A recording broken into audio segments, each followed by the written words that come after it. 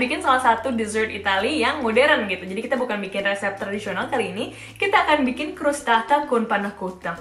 Crostata sendiri artinya adalah pie, dan panna cotta seperti yang aku udah pernah jelasin dulu, artinya adalah krim yang dimasak gitu. Jadi ini sebenarnya kayak sebuah bubulenya pie susu gitu, serupa tapi tak sama.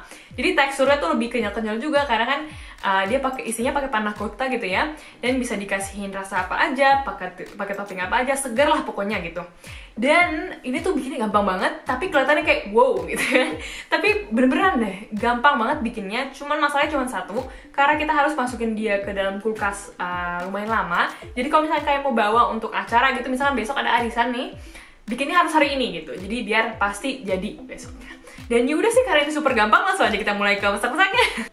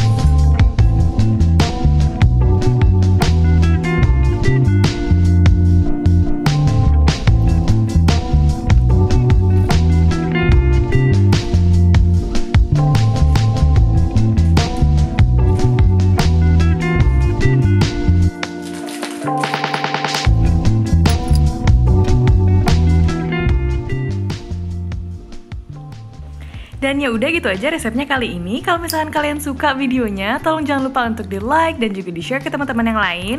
Kalau misalkan kalian belum subscribe, tolong di subscribe channelnya. Dan kalau misalkan ada saran atau kritik atau request, langsung aja ditulis di komentar di bawah ya. Dan ya udah gitu aja, sampai jumpa di video berikutnya. Dah.